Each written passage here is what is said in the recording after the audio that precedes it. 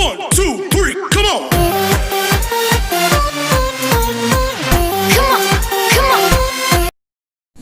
Sebelum sampai pada sesi tanya jawab dan tanggapan dari penyelaras, selanjutnya kami persilahkan kepada Ibu Hartini, Magister Pendidikan, untuk menyampaikan materi kedua. Kepada Ibu Hartini dipersilakan.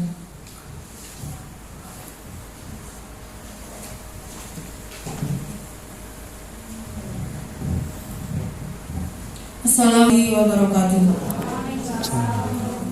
Yang terhormat kepada Bapak Cika selaku penyelaras, saya lebih mudah mengucapkan penyelaras daripada pemerasarana, sehingga saya menyebutnya sebagai penyelaras pertama. Kemudian yang saya hormati pula Bapak Waridi selaku penyelaras yang kedua, rekan-rekan panitia yang telah fasilitasi kami sehingga terlaksana seminar yang menurut saya untuk kelas seperti ini itu luar biasa. Kemudian para tamu undangan dan rekan-rekan guru semua yang hadir di seminar kami mengucapkan terima kasih.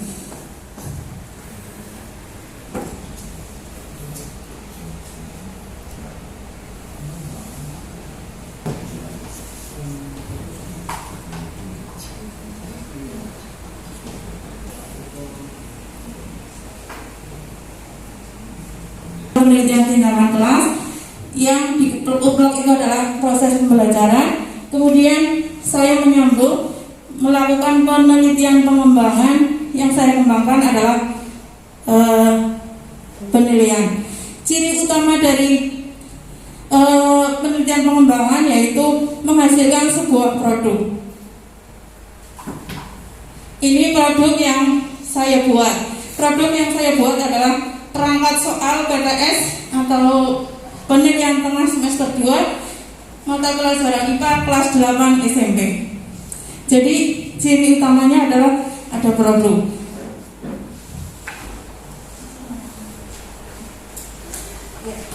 Latar belakang dalam proses pembelajaran itu ada 3 hal penting, yaitu dari perencanaan, kemudian pelaksanaan, dan penilaian.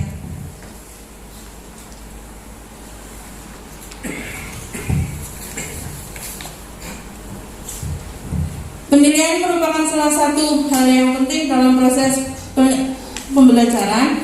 Oleh karena itu perlu dikembangkan. IPA itu salah satu aspek pembelajaran porsi yang besar itu adalah aspek kognitif, sehingga teknik penilaian menggunakan tes itu masih tetap digunakan. Kemudian untuk teknik tes itu memerlukan soal yang valid dan reliable. Mengikuti prosedur penyusunan penilaian hasil belajar.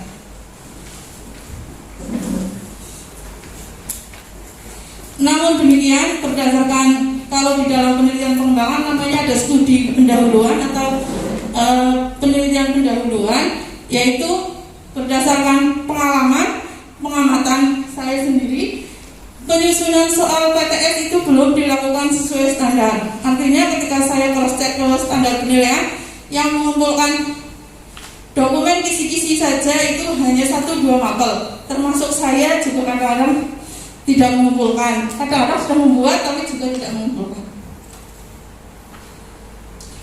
Yang kedua, soal berdasarkan studi pendahuluan dari saya cek soalnya dan permintaan dari sekolah, soal pilihan ganda tetap digunakan, walaupun seringnya soal pilihan ganda itu sebenarnya dicela, katanya apa ya, bisa banyak kekurangan. Kemudian guru mengajar dengan jumlah siswa yang banyak, sehingga soal pilihan ganda itu kan tetap dibutuhkan. Ketika dengan soal urean itu kan lebih praktis ya. Kemudian ditambah lagi di SMP 2 waktu itu akan melakukan PTS secara online. Jadi diperlukan soal pilihan ganda. Waktu itu saya rencananya mau mengembangkan PTS berbasis online karena terkendala data, akhirnya tetap saya lanjutkan tapi menggunakan kertas. Soal PTS, PAS itu di lapangan kelihatannya saya belum menjumpai yang terstandar, dalam artian diuji, disusun secara sesuai prosedur, kemudian dianalisis secara empiris.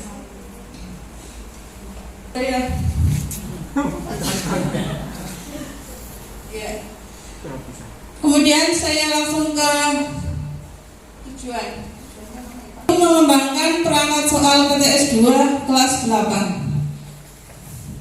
Yang pertama itu mengembangkan, kemudian yang kedua menentukan kualitas perangkat soal secara teoritis. Teoritis ini nanti oleh validasi ahli. Kemudian yang kedua menentukan kualitas soal secara empiris atau diuji cobakan. Untuk landasan teori saya tidak perlu detail, mungkin di penelitian pengembangan. Penelitian pengembangan yang saya gunakan itu adalah saya adaptasi dari yang dikemukakan oleh Brock and Cole, yaitu ada 10. Setelah direvisi, diuji coba lapangan, kemudian direvisi kembali gitu, sampai diseminasi. Tapi pada penelitian saya batasi hanya sampai di langkah yang ke-7.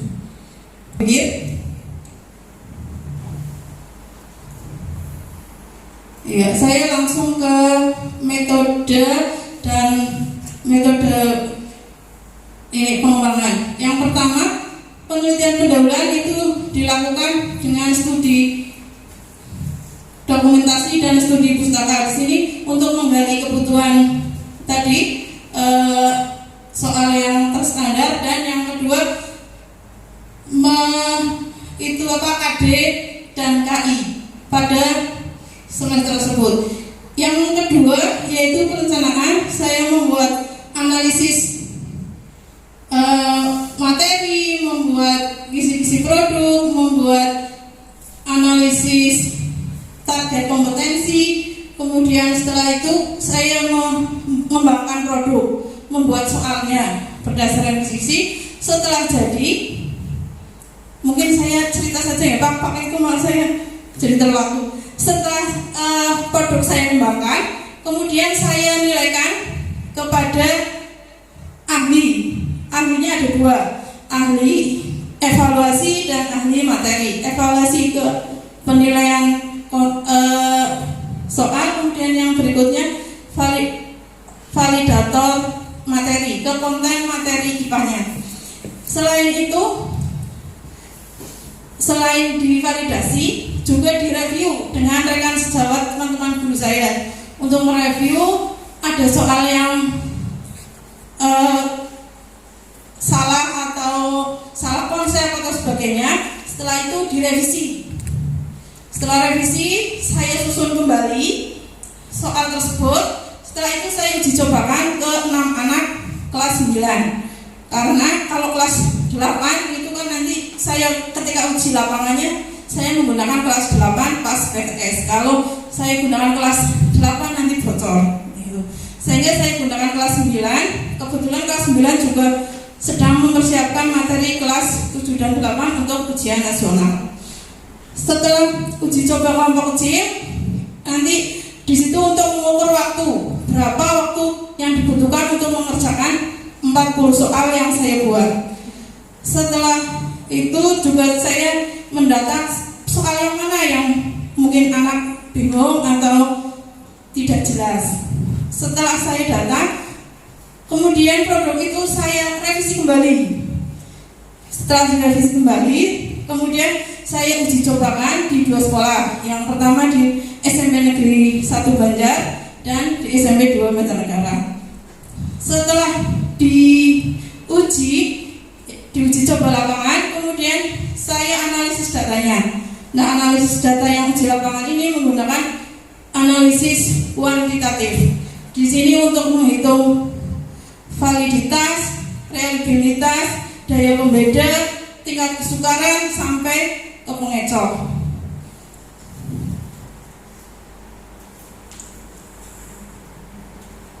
Mungkin untuk slide-nya bisa dibuat jadi itu ya Pak.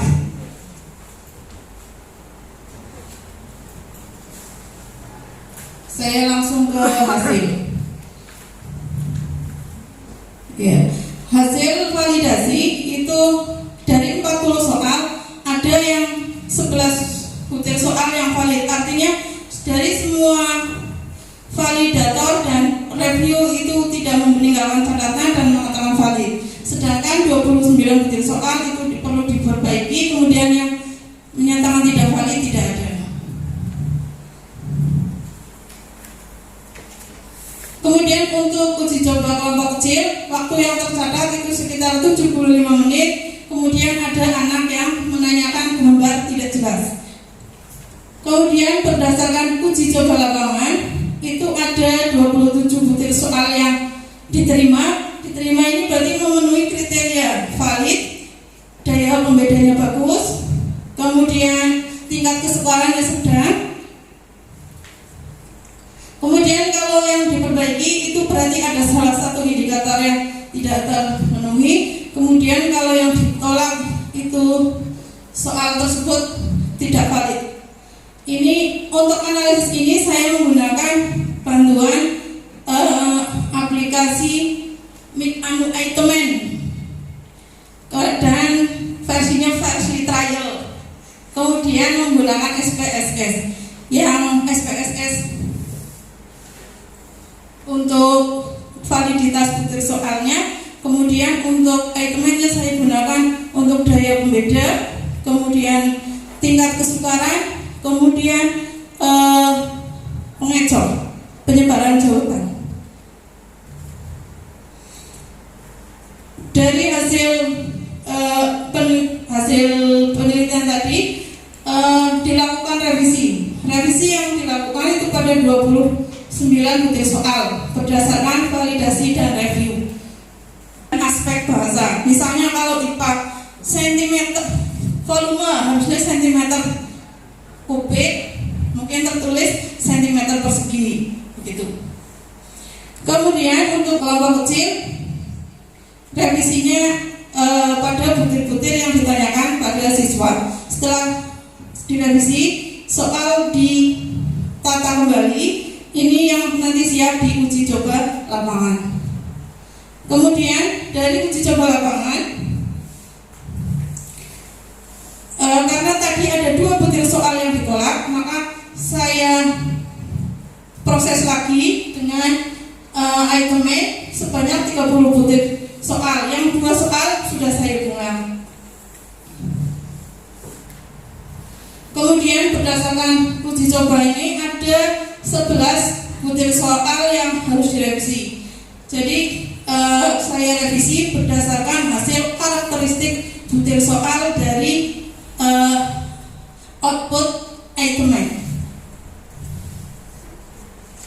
Kemudian menata 38 butir soal, memverifikasi soal ini sudah memenuhi indikator apa belum.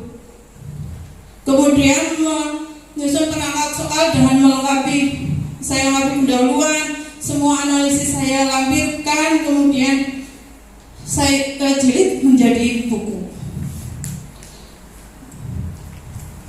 Kemudian untuk kajian produk akhir atau produk yang sudah jadi ini soal yang saya buat itu sudah valid secara teoritis. Kemudian secara empiris memiliki reliabilitas sebanyak 0,839, itu berarti kategorinya sangat baik. Hal itu yang masih bisa diterima adalah 0,7. Kemudian daya pembedanya 0,316 dalam kategori sedang. Kemudian tingkat kesukarannya 0,854 dalam kategori sedang pula. Penelitian dapat saya simpulkan bahwa telah berhasil soal PTS semester 2 IPA kelas 8 yang terdiri dari 38 butir soal melalui penelitian pengembangan dan pengembangan. Kemudian kualitasnya secara teoritis itu valid dan dengan perbaikan sesuai masukan dari ahli dan review work. Kemudian secara empiris kualitas butir soal secara empiris itu baik dan indeks reliabilitasnya 0,39 atau kategori sangat baik. Saran, setelah dibuat ini bisa dijadikan bank soal, bisa kalau berbasis Android-nya nanti jalan bisa diaplikasikan di PTS berbasis Android. Kemudian sebagai contoh pengembangan soal pilihan ganda. Kemudian untuk diseminasi dan pengembangan lebih lanjut itu kemudian bisa dikembangkan ke jenjang kelas 7, kelas 8, kemudian semester yang berbeda. Jika itu dilakukan, mungkin kita akan memiliki kumpulan soal-soal yang valid. Kemudian prosedur pengembangan dengan metode penelitian yang lain. Demikian, terima kasih. Assalamualaikum warahmatullahi wabarakatuh. Waalaikumsalam warahmatullahi wabarakatuh.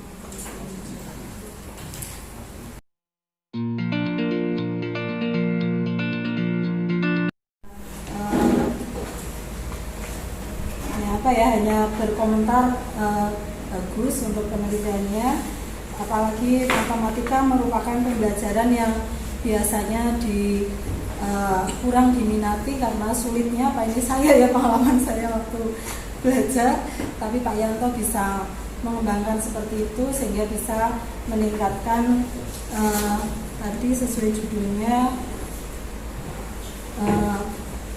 menyelesaikan masalah pembelajaran yang kontekstual dan prestasi belajar untuk TPK ya Pak.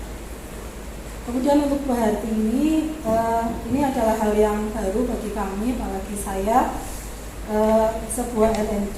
Saya hanya minta saran, ini bukan bertanya atau apa Bu, karena belum tahu sama sekali, masih awam dengan apa yang panjenengan berdua lakukan.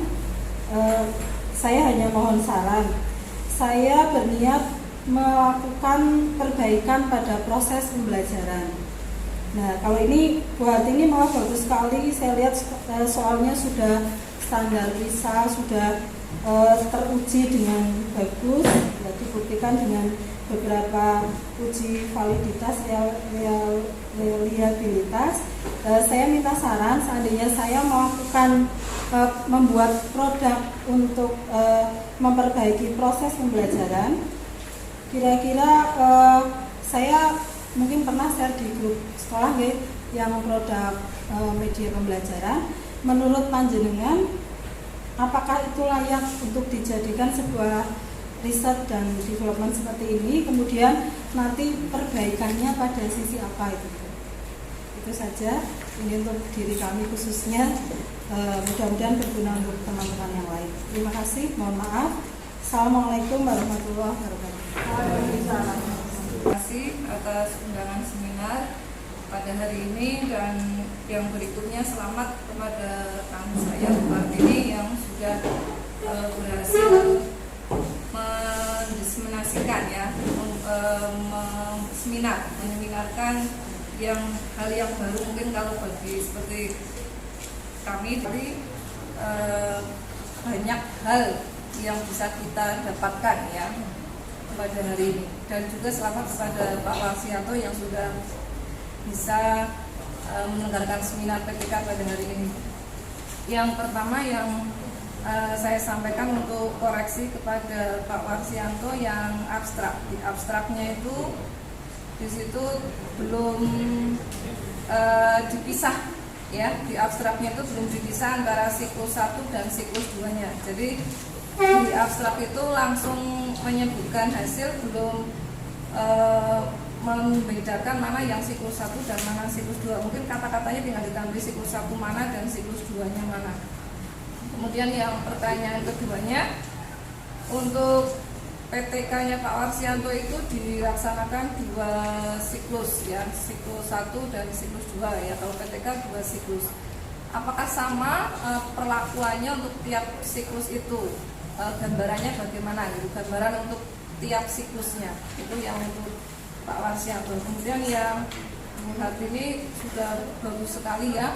Kayaknya menjelaskannya sudah sangat runtut sekali. Yang ini mungkin untuk pertanyaan apa ya? Gini kan di sini untuk pengembangan perangkat soal PTS ya, pengembangan perangkat soal PTS diharapkan bisa untuk mengukur ketercapaian kompetensi IPA. Nah, bisakah penelitian pengembangan ini digunakan juga untuk misalkan karena ini soalnya adalah hot gitu ya, soal-soal yang benar-benar hot gitu, apakah bisa untuk mengukur misalkan keterampilan berpikir kritis gitu misalkan. Itu saja pertanyaan untuk Bu Hartini dan untuk Pak Warsianto. Terima kasih. Assalamualaikum warahmatullahi wabarakatuh. Alat peraga yang sudah bagus.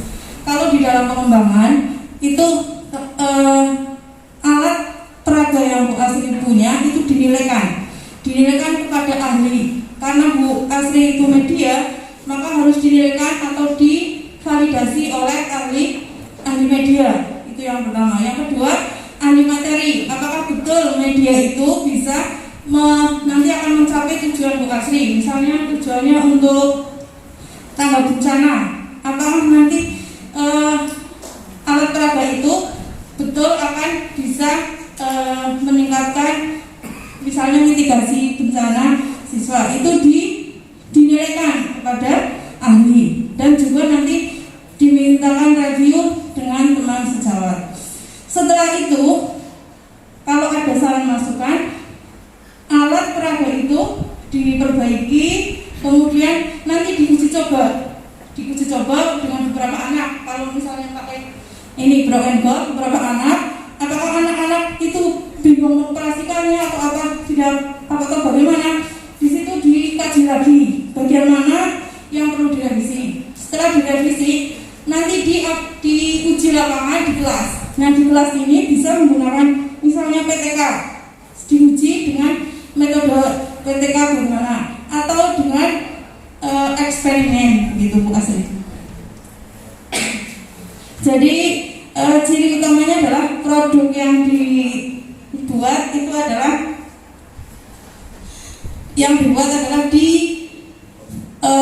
divalidasi ke ahli. Siapa tahu wah ternyata ini nggak sinkron, nggak pas gitu. Jadi kita meminta penilaian dari ahli agar dapat mencapai tujuan yang diinginkan begitu.